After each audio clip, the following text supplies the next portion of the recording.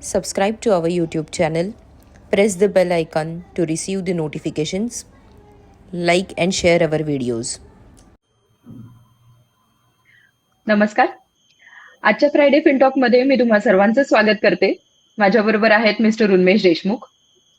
2 आठवड्यापूर्वी आम्ही एक विषय घेतलेला की निवृत्तीनंतर जी रक्कम हातात येते त्या रकमेच्या गुंतवणुकीच्या वेळी काय उद्दिष्ट असावीत आणि कोणत्या चुका टाळाव्यात. आणि आज हाच विषय आपण पुढे घेऊन जाणार आहोत. निवृत्तीनंतर जेव्हा एक मोठी रक्कम आपल्या हातात येते तेव्हा प्रत्येकालाच अर्थात प्रश्न पडतो की मी ही रक्कम कुठे गुंतवू, कशी गुंतवू. मात्र ही गुंतवणूक करण्याआधी नेमक्या कोणत्या कोणत्या गोष्टी लक्षात घ्याव्यात यापासून आज आपण सुरुवात करूयात. तर उन्मेष सर, प्लीज आम्हाला याविषयी गाईड करा. ओके, शुक्रवारची संध्याकाळ आणि सगळ्यांची चहा पिण्याची वेळ आणि आम्ही पुन्हा एकदा तुमच्या समोर आहोत आज. छोटासा रिकॅप देतो मागच्या वेळी जे आपण बोललो होतो त्याचा. तर त्यामध्ये आपण कुठल्या चुका करू नयेत याविषयी बोललो होतो. तर त्यातली क्विकली सांगतो फक्त 3 चुका ज्या होत्या त्यातले खूप जास्त रिटर्न्ससाठी पैसे गुंतवू नयेत. म्हणजे खूप जास्त रिटर्न्स मिळावेत या लोभापायी आपण पैसे गुंतवू नयेत असं म्हणायला हवं. मग त्यामध्ये काही लोक बिल्डरकडे 2% पैसे गुंतवतात, तो प्रकार करू नये. दुसरा प्रकार शेअर बाजारामधला जो पर्टिक्युलरली फ्युचर अँड ऑप्शन्सचा प्रकार आहे किंवा इंट्राडे ट्रेडिंगचा प्रकार आहे तो टाळता आला तर बघावं. आणि तिसरा म्हणजे आपण बरेच दानशूर झालेलो असतो जेव्हा आपल्याकडे पैसे येतात, तर ती आपली दानशूरता थोडी कमी करावी त्यावेळी, पर्टिक्युलरली जेव्हा आपण रिटायर झालेलो असतो तेव्हा. अगदीच कोणाला फार गरजेचे असतील जवळच्या लोकांना तर पैसे द्यावेत, पण ते पैसे इतके सांभाळून द्यावेत आपण, कारण की ते पैसे परत येतील का नाही याची शाश्वती नसते.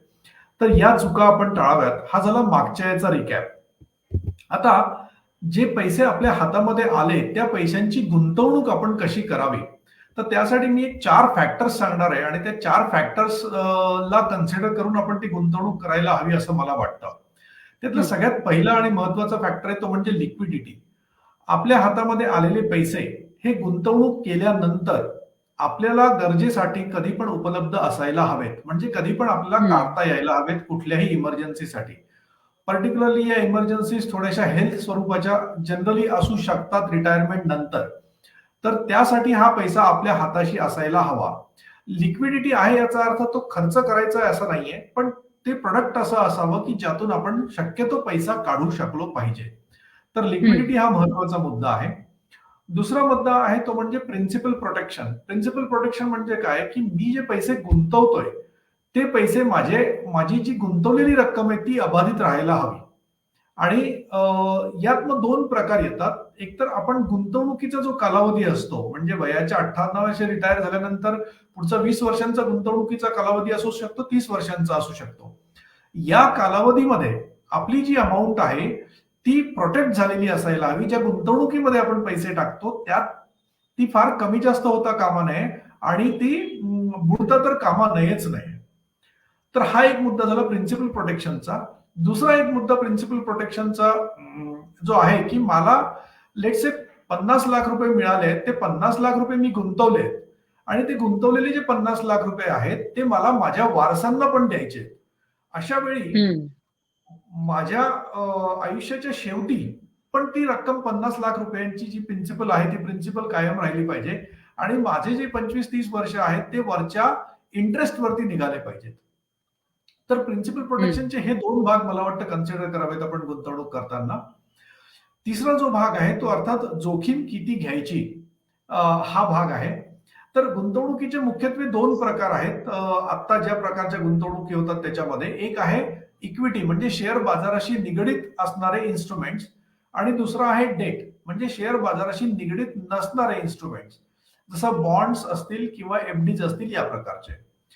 तर शेअर बाजाराशी निगडित असणाऱ्या इन्व्हेस्टमेंटमध्ये जेव्हा आपण गुंतवणूक करतो तेव्हा तिथे जी व्होलॅटिलिटी असते तिथे जी रिस्क असते ती व्होलॅटिलिटीची असते. म्हणजे काय, शेअर बाजार जसा खालीवर होतो तसे आपले पैसे सुद्धा खालीवर होत असतात. मग आपण ते किती खालीवर होऊ द्यायचे आणि त्या अनुषंगाने आपला पोर्टफोलिओ बनवला आहे का नाहीये ते बघणे ही एक महत्वाची बाब आहे. दुसरं, जेव्हा आपण डेट प्रकारच्या गुंतवणुकीमध्ये जातो, जी एफडी किंवा बॉन्ड्स मधली इन्व्हेस्टमेंट असते, तेव्हा आपली रिस्क ऑफ कॅपिटल असते. म्हणजे या ठिकाणी व्होलॅटिलिटी नसते, खालीवर होत नाही पैशांची किंमत आपल्या, पण या ठिकाणी पैसे बुडण्याची संभावना असते. आपण बघितलंय काही बँका आता बुडल्या होत्या काही दिवसांपूर्वी, किंवा बॉन्ड्समध्ये अशा ठिकाणी जर आपण पैसे लावले जे थोडेसे कमी रेटिंगचे बॉन्ड आहेत, तर ते त्या बॉन्ड्स मधले पैसे आपले हे बुडू शकतात, आपल्याला ते कदाचित परत मिळणार नाही अशी परिस्थिती येऊ शकते. तर या दोन प्रकारच्या रिस्क ज्या आहेत त्या रिस्कचा आपण विचार केला पाहिजे. आणि सगळ्यात चौथं आणि सगळ्यात महत्वाचं म्हणजे मला मिळणारे रिटर्न्स हे महागाईच्या दराशी संबंधित असायला हवेत, महागाईच्या दराच्या वर असायला हवेत रादर. तर इन्फ्लेशनमुळे काय होतं की तुमचं जर वयाच्या 58व्या वर्षी खर्च महिन्याचा जर 50,000 रुपये असेल, तर तो पुढच्या वर्षी कदाचित 58,000 रुपये होणार आहे, त्याच्या पुढच्या वर्षी कदाचित तो 65,000 रुपये होणार आहे, त्याच्या पुढच्या वर्षी कदाचित तो 72-73,000 रुपये होणार आहे. तर असा तुमचा महिन्याचा जो खर्च आहे तो महिन्याचा खर्च सुद्धा कालांतराने वाढत जाणार आहे. याचा अर्थ आपण ज्या ठिकाणी गुंतवणूक करतोय ती गुंतवणूक आपला हा जो वाढणारा खर्च आहे त्या वाढणाऱ्या खर्चाच्या वर मला परतावा देते का नाही देते हे बघणं फार गरजेचं आहे. तर इन्फ्लेशनशी जोडलेली आपली गुंतवणूक असावी, इन्फ्लेशनच्या वर आपल्याला परतावा देणारी आपली गुंतवणूक असावी. मी थोडक्यात परत रिपीट करतो मानसी, लिक्विडिटी आपण बघायला हवी, आपल्या प्रिन्सिपलचं प्रोटेक्शन आपण बघायला हवं, आपण किती जोखीम घेतोय त्या गुंतवणुकीमध्ये ते आपण बघायला हवं, आणि तिसरं म्हणजे आपण ज्या ठिकाणी गुंतवणूक करतोय त्यातले जे रिटर्न्स येत आहेत आपल्याला ते इन्फ्लेशन किंवा महागाईच्या दराच्या वर आहेत की नाही हे आपण बघायला हवं. मानसी. अर्थात सर, खूप महत्वाचे खरं तर हे 4 मुद्दे आहेत जे आपण गुंतवणूक करताना लक्षात घ्यावेत. मात्र जो मुख्य प्रश्न आहे ज्याच्याकडे मी आता येते आहे तो म्हणजे की नेमकी गुंतवणूक करावी तरी कशात, जेव्हा आपल्याला एक मोठी रक्कम हातात येते तेव्हा काय काय पर्याय उपलब्ध असतात? खरं सध्याची ज्या पद्धतीने आपली इकोसिस्टीम, इन्व्हेस्टिंग इकोसिस्टीम बनत चाललेली आहे, तर आपल्याकडे खूप सारे चांगले चांगले पर्याय उपलब्ध असतात. पण हे पर्याय निवडत असताना आपण सगळ्यात महत्वाचा विषय जो घ्यायला हवा तो म्हणजे या पर्यायांपैकी कुठला पर्याय मला त्या वरचे जे चार फॅक्टर सांगितले मी आधीच्या प्रश्नाच्या उत्तरामध्ये, त्या 4 फॅक्टरमध्ये मी कुठे बसतोय हे बघणं फार गरजेचं आहे. तर यासाठी युजली आम्ही ऍसेट अलोकेशन करण्याचा सल्ला देतो. ऍसेट अलोकेशन म्हणजे काय की माझे जे पैसे आहेत ते फक्त शेअर बाजाराशी निगडीत इन्स्ट्रुमेंटमध्ये जायला नकोत, फक्त बॉन्डमध्ये जायला नकोत, फक्त गोल्डमध्ये जायला नकोत, तर या तिन्हीचं कॉम्बिनेशन ते असायला हवं. इक्विटी, बॉन्ड आणि गोल्ड अशा प्रकारचं ऍसेट अलोकेशन या ठिकाणी आपलं झालेलं असायला हवं. आता मग इक्विटी, बॉन्ड आणि गोल्ड या ठिकाणी ऍसेट अलोकेशन होऊ शकेल अशा प्रकारचे कुठले गुंतवणुकीचे पर्याय माझ्याकडे उपलब्ध आहेत ते पण आपण बघूया. तर यातला सगळ्यात पहिला पर्याय आहे तो म्हणजे बॉन्ड्स. बॉन्ड्समध्ये होतं काय की आपल्याला फिक्स्ड इन्कम मिळत असतं आणि यामध्ये व्होलॅटिलिटीचा काही प्रश्न नसतो. म्हणजे मला जे मिळणारे जे रिटर्न्स आहेत ते फिक्स स्वरूपाचे आहेत. मला खात्री आहे की एवढे रिटर्न्स मला मिळणार आहेत, एवढं व्याज मला मिळणार आहे यातून. हा जो व्याजाचा दर असतो बॉन्ड्समध्ये मिळणारा तो व्याजाचा दर साधारणतः 7 ते 11% किंवा जास्तीत जास्त 12% या रेंजमध्ये असतो. मग आपण कुठल्या प्रकारच्या बॉन्डमध्ये जातो त्यावरती तो व्याजाचा दर जो आहे तो ठरलेला असतो किंवा ठरवला जातो. आपण जर जास्त रेटिंगच्या बॉन्ड्समध्ये गेलो तर आपल्याला व्याज कमी मिळतं आणि आपण थोड्या कमी रेटिंगच्या बॉन्ड्समध्ये गेलो तर आपल्याला व्याज जास्त मिळतं. मग हा समन्वय मात्र आपल्याला साधायला लागतो की मी कुठल्या रेटिंगच्या बॉन्ड्समध्ये जायला हवं. बरं, बॉन्ड्समध्ये बरेच प्रकार आहेत. मग त्यामध्ये परपेच्युअल बॉन्ड्स घ्यायचे आहेत का एनसीडीज घ्यायचे आहेत, परत हे कोणाचे बॉन्ड्स घ्यायचे आहेत म्हणजे गव्हर्नमेंट ऑफ इंडियाचे घ्यायचे आहेत का कॉर्पोरेट म्हणजे प्रायव्हेट कंपन्यांचे बॉन्ड्स घ्यायचे आहेत का पब्लिक सेक्टर युनिटचे घ्यायचे आहेत का बँकांचे बॉन्ड्स घ्यायचे आहेत, असे सगळे प्रकार त्यामध्ये आहेत. यातून आपण कुठला पर्याय घ्यायचा तो त्यावेळी ठरवण्याचा भाग आहे. तर हे मी बॉन्ड विषयी बोललो. हो, एक मला प्रश्न पडला या बॉन्ड विषयी की तुम्ही रेटिंग कमी किंवा जास्त म्हणालात, तर या रेटिंग वरती रिस्क ठरते का? हो, रेटिंग वरती रिस्क ठरते. ज्या बॉन्ड्सची रेटिंग थोडीशी जास्त आहे ते जे बॉन्ड असतात ते जास्त सिक्युअर्ड असतात किंवा जास्त सेफ असतात. ज्या बॉन्डची रेटिंग कमी आहे, कमी म्हणजे AA- B अशा प्रकारची रेटिंग ज्यांची असते ते थोडेसे रिस्की बॉन्ड्स असतात असं आपण म्हणू शकतो. Okay, yes sir. बॉन्ड्स नंतर जे पुढचं इन्स्ट्रुमेंट आहे ते पोस्ट ऑफिसचे काही इन्स्ट्रुमेंट्स आहेत जे मंथली इन्कम स्कीम किंवा MIS सारखे इन्स्ट्रुमेंट्स आहेत जे आपल्याला क्वार्टरली व्याज देतात आणि चांगलं व्याज देतात. तिथे सिक्युअर्ड इन्व्हेस्टमेंट असते, तिथे रिस्क फार कमी असते. तर काही अमाऊंट आपण त्या ठिकाणी पण टाकायला हरकत नाही. त्याशिवाय जो उरलेला पर्याय, जो सगळ्यांना माहिती असलेला पर्याय, तो म्हणजे बँकांमधली FD. पण FD वरती फारसं व्याज मिळत नाही, त्यामुळे तो रेकमेंडेड पर्याय आजकाल राहिलेला नाहीये. आणि तिसरं म्हणजे कॉर्पोरेट FD, म्हणजे HDFC लिमिटेडची FD असेल किंवा श्रीराम फायनान्सची FD असेल किंवा अशा काही कॉर्पोरेट्स त्यांच्या FDज काढतात, तशा प्रकारच्या FDज मध्ये सुद्धा आपण पैसे गुंतवू शकतो, त्यातली रिस्क बघून, त्यातली जोखीम बघून. आणि तिसरा जो प्रकार आहे तो म्हणजे म्युच्युअल फंडामधले पर्याय. तर म्युच्युअल फंडामधले पर्याय जे मध्यम जोखीम घेऊन मध्यम परतावा देणारे जे पर्याय आहेत ते निवडावेत असं वाटतं. कारण की आपल्याला फार कमी परतावा येऊन पण चालणार नाही, आपल्याला फार जास्त जोखीम घेऊन पण चालणार नाही, म्हणून आपल्याला असा काहीतरी मध्यम प्रकार करायला लागतो. तर अशा केसमध्ये म्युच्युअल फंडांचे जे मल्टी ऍसेट अलोकेशन फंड आहेत ते आपण निवडू शकतो. बॅलन्स ऍडव्हान्टेज प्रकारचे फंड आहेत ते आपण निवडू शकतो, किंवा अग्रेसिव्ह हायब्रिड प्रकारचे फंड आहेत ते आपण निवडू शकतो. अर्थात मी हे जे सांगतोय आता हे कुठल्याही प्रकारचं फायनान्शियल प्लॅनिंग नाहीये, मी फार ब्रॉडली सांगतोय. ब्रॉडली यापैकी कुठले तरी प्रकार हे म्युच्युअल फंड कन्सल्टंट्स किंवा इन्व्हेस्टमेंट ऍडवायझर्स तुम्हाला सांगत असतात.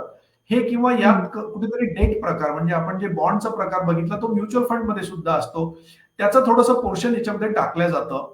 तर अशा प्रकारचे कॉम्बिनेशन करणारे जे फंड आहेत ते फंड आपण घ्यावेत. हा जो प्रकार आहे तो प्रकार बेसिकली आपल्याला, मी जसं म्हणालो की या सगळ्या प्रकारांमधून आपल्याला किती इक्विटी, किती शेअर बाजाराशी निगडीत इन्स्ट्रुमेंटमध्ये जायचंय, किती बॉन्डमध्ये जायचंय आणि किती गोल्डमध्ये जायचंय यावरती अवलंबून असेल. आणि हे सगळे जे आहे हे वरचे जे चार फॅक्टर मी सांगितले होते, लिक्विडिटी, प्रिन्सिपल प्रोटेक्शन, रिस्क आणि इन्फ्लेशन, यावरती मी किती इक्विटी घ्यायची, किती बॉन्ड घ्यायचं आणि किती गोल्ड घ्यायचं हे त्यावरती अवलंबून असेल. मानसी, बरोबर बरोबर. म्हणजे जे सुरुवातीला तुम्ही म्हणालात की योग्य ते ऍसेट अलोकेशन करणं गरजेचं आहे, ते 4 फॅक्टर कन्सिडर करून ते ऍसेट अलोकेशन अर्थात करता येऊ शकतं. आणि जे तुम्ही 4 प्रोडक्ट सांगितलेत, बॉन्ड्स म्हणा, पोस्ट ऑफिसची FD किंवा कॉर्पोरेट FD आणि म्युच्युअल फंड्स, यामध्ये मग ती अमाऊंट डिवाइड होऊ शकते. हो, पण निवृत्त झाल्यानंतर जी एक मेन गरज असते त्या व्यक्तीची, ते म्हणजे मंथली उत्पन्न. दर महिन्याला काहीतरी रक्कम हातात मिळणे किंवा क्वार्टरली इन्कम असं सुद्धा आपण म्हणू शकतो, दर 3 महिन्यांनी. तर असं उत्पन्न आपल्याला या गुंतवणुकीतून मिळू शकतं का? हो, नक्कीच मिळू शकतं. खरं तर आजच्या डेटला, आज घडीला असे खूप सारे पर्याय आपल्याकडे उपलब्ध आहेत, ज्या पर्यायांद्वारे आपल्याला दर महिन्याला इन्कम देणारे प्रोडक्ट असू शकतात, दर क्वार्टरला इन्कम देणारे प्रोडक्ट असू शकतात, वर्षाला इन्कम देणारे प्रोडक्ट असू शकतात. आपल्याला कुठला घ्यायचा ते आपल्यावरती अवलंबून असतो. उदाहरणार्थ मी जे बॉन्ड्स सांगितले आधी, त्या बॉन्ड्समध्ये आपल्याला मंथली इंटरेस्ट देणारे पण बॉन्ड्स आहेत किंवा क्वार्टरली इंटरेस्ट देणारे पण बॉन्ड्स आहेत, किंवा FDज मध्ये सुद्धा अशा प्रकारच्या काही FDज आहेत ज्या तुम्हाला मंथली इंटरेस्ट देतात. कॉर्पोरेट FDज असतील किंवा इव्हन बँकांच्या FDज ज्या आहेत त्या आपल्याला अशा प्रकारचं जे मंथली इन्कम किंवा जे रेग्युलर इन्कम फ्लो आपल्याला पाहिजे असतो, किंवा त्याला आपण पेन्शन म्हणूया साध्या भाषेमध्ये, ते आपल्याला प्रोव्हाइड करू शकतात. जो पोस्टाचा पर्याय आहे, मंथली इन्कम स्कीम, अर्थात त्याचं नावच मंथली इन्कम स्कीम आहे, तर त्यातून तर आपल्याला रेग्युलर उत्पन्न हे मिळतच मिळतं. त्याशिवाय म्युच्युअल फंडाचे जे पर्याय आहेत त्या म्युच्युअल फंडाच्या पर्यायातून सुद्धा आपल्याला मंथली इन्कम घेता येऊ शकतं, किंवा ज्या कुठल्या फ्रिक्वेन्सीला आपल्याला इन्कम हवंय त्या फ्रिक्वेन्सीला इन्कम आपण घेऊ शकतो. म्युच्युअल फंडाचं इन्कम घेताना 2 वेगवेगळे पर्याय उपलब्ध असतात. एक असतो तो म्हणजे डिव्हिडंड, आणि दुसरा असतो तो म्हणजे सिस्टमॅटिक विड्रॉवल प्लॅन किंवा SWP. डिव्हिडंड हा जो प्रकार आहे तो डिव्हिडंड प्रकार, तिथे जो म्युच्युअल फंडचा फंड मॅनेजर आहे तो ठरवतो आपल्याला महिन्याला किती पैसे डिव्हिडंडच्या माध्यमातून द्यायचे ते. आणि दुसरा जो SWPचा प्रकार आहे त्यामध्ये सरासरी आपण ठरवतो की आपल्याला त्या फंड मधून आपल्याला दर महिन्याला किती पैसे काढून घ्यायचे. तर हा फक्त प्रकार थोडासा वेगळा आहे, डिव्हिडंड आणि सिस्टमॅटिक विड्रॉवल प्लॅन. पण हे सगळं बघत असताना माझा एक जो मुद्दा तुम्हाला सांगायचा आहे तो म्हणजे याला एक दुसरा टॅक्सेशनचा पण एक कंगोरा आहे, एक टॅक्सेशनचा पण अँगल आहे, तो पण आपल्याला बघायला लागतो. कारण बऱ्याचदा असं होतं की आपलं निवृत्ती झाल्यानंतर, रिटायरमेंट झाल्यानंतर सुद्धा काही लोक टॅक्स ब्रॅकेटमध्ये असतात आणि काही लोक टॅक्स ब्रॅकेटमध्ये नसतात.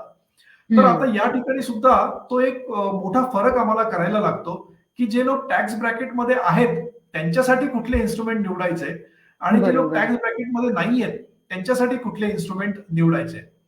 थोडक्यात मी सांगतो, जे आपण एफडीज किंवा MIS किंवा बॉन्ड यावरचं जे टॅक्सेशन बघितलं किंवा सॉरी यावरचं जे मंथली इन्कम बघितलं, ते मंथली इन्कम सरासरी अशा लोकांना जास्त कामाचं आहे जे लोक टॅक्स ब्रॅकेटमध्ये नाही आहेत किंवा ज्यांना टॅक्स भरण्याची गरज नाहीये त्यांच्या उत्पन्नावरती.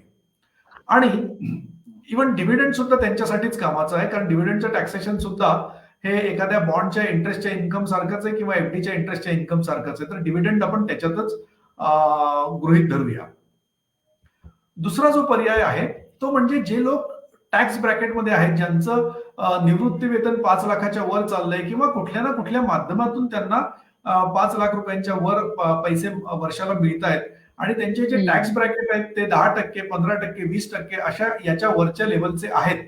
अशा लोकांसाठी मात्र सिस्टमॅटिक विड्रॉवल प्लॅन हा प्रकार जास्त फायदेशीर ठरू शकतो, कारण की त्यांना जो लागणारा टॅक्स आहे तो टॅक्स सुद्धा ऑप्टिमाइज झाला पाहिजे आणि SWP यामध्ये जे इक्विटीचं टॅक्सेशन त्यांना मिळतं त्यामुळे त्यांना टॅक्स थोडासा त्या केसमध्ये कमी लागतो. तर हे काही फॅक्टर्स आहेत. मला वाटतं आपण निवृत्तीच्या गुंतवणुकीचा विचार करताना आपण कायम लक्षात घ्यायला हवेत. अर्थात हा प्रत्येकाच्या बाबतीत थोडा थोडा वेगळा प्रकार असणार आहे. भाजी शिजवताना कोणाला अगदी तिखट हवी, कोणाला मध्यम तिखट हवी, कोणाला कमी तिखट हवी. तर त्या पद्धतीने आपल्याला हे प्रत्येकाच्या गरजेनुसार हा पोर्टफोलिओ बनवायला लागतो आणि ते जे प्रोडक्ट्स आहेत ते त्यावेळी डिसाईड करावे लागतात. नक्कीच, नक्कीच सर. खूप महत्वपूर्ण आणि छान माहिती आज दिलीत खरं तर तुम्ही. जे कोणी निवृत्त झालेले आहेत किंवा होणार आहेत त्यांनी नक्की गुंतवणूक सल्लागारांचा म्हणजे सल्ला घ्यावा त्यांच्याकडून इन्व्हेस्टमेंट करण्याआधी आणि कुठल्याही घाईघाईने कुठलाही चुकीचा निर्णय घेऊ नका at the time of investment. आणि जे आता उन्मेष सरांनी एक्सप्लेन केलं की डेव्हिडंड आणि SWP आणि त्यांचे टॅक्सेशन याच्यावरती आमचा एक व्हिडिओ ऑलरेडी रिलीज झालेला आहे. तो तुम्हाला आमच्या युट्यूब चॅनलवरती दिसेल. तर तुम्ही तो जाऊन बघू शकता. तिथे आम्ही अजून सविस्तर पद्धतीने हा विषय मांडलेला आहे की ज्याच्यातून आपल्याला मंथली उत्पन्न कसे घेता येईल आणि काय टॅक्सेशन लागेल हे तुम्हाला कळू शकतं. उन्मेष सर, माझ्या मते आजचा सेशन आपण इथेच संपवूया. आज नेहमीपेक्षा जास्त वेळ घेतलाय खरं तर आपण. आणि पुढच्या शुक्रवारी पुन्हा एक नवीन विषय घेऊन येऊयात सगळ्यांच्या भेटीला. नक्कीच. तुमच्या आजूबाजूला तुमच्या नातेवाईकांमध्ये, तुमच्या मित्रमंडळींमध्ये, तुमच्या ओळखी पाळखीच्यांमध्ये, तुमच्या कलिग्समध्ये जे लोक निवृत्तीच्या उंबरठ्यावरती असतील किंवा जे नुकतेच निवृत्त झाले असतील त्यांना हा व्हिडिओ शेअर करा. कदाचित ही माहिती त्यांना कुठेतरी कामी येईल. धन्यवाद. थँक्यू.